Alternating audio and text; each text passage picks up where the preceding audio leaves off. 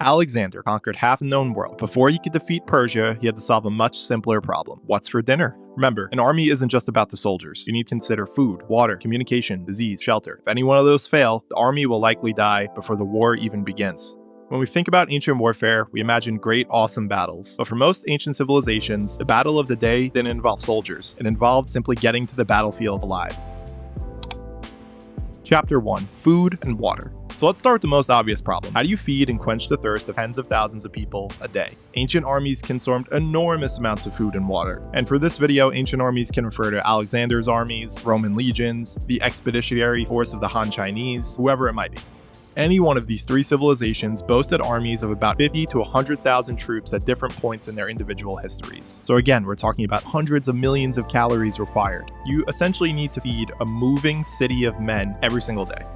For this reason, wheat was favored. It was cheap, it was portable, it was easy to source, specifically for Roman soldiers. One of history's greatest armies ran on bread, not protein shakes, not grilled chicken. And unlike today, there's no trucks to transport this food, no refrigerators, no cargo planes. You're relying just on people and animals, whatever supplies they could carry or locally source. Armies would often march near farmland, rivers, and settlements because food and water dictated where they could realistically travel. An entire region could be stripped and devastated of resources by a passing army. Which leads us to an uncomfortable realization. The largest enemy of many ancient armies wasn't another army chasing them, it was the race against hunger. One of the most famous logistic failures came from Alexander the Great himself. After conquering Persia, he led his army through the Gedrosian desert. Thousands of his troops died through thirst, heat, and exhaustion. At one point, soldiers reportedly found the small amount of water and brought it to Alexander in a helmet. Seeing that there obviously was not enough water for everyone, he defiantly poured the water into the sand. I'm sure this act drew many positive chants from his army. Even Alexander the Great couldn't conquer logistics. Chapter 2. Roads, Communication, and Supply.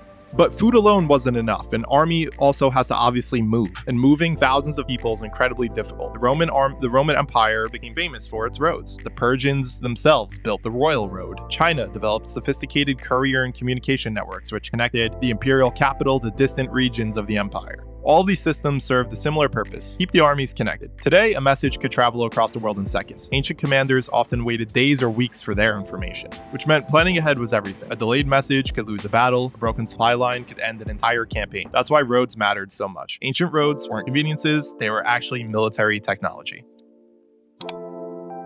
Chapter 3. Camp life. This is the part most people never think about, the camp, because the battle might last a day, but the camp might have lasted months. Ancient soldiers spent far more time waiting for battle than actually fighting in battle. They slept, cooked, built shelters, maintained equipment, stood guard, and all the while, armies had to deal with disease, sanitation, weather, and morale. Roman camps were actually famous for their organization. Some were built so systematically that archaeologists can still identify them today. Chinese frontier armies faced long deployments far from home. Alexander's soldiers marched across deserts, mountains, and unfamiliar territories for years. Often, the greatest danger wasn't enemy swords. You're dealing with exhaustion, illness, isolation, and the reality of ancient warfare was often far less heroic than the stories we remember. Ending.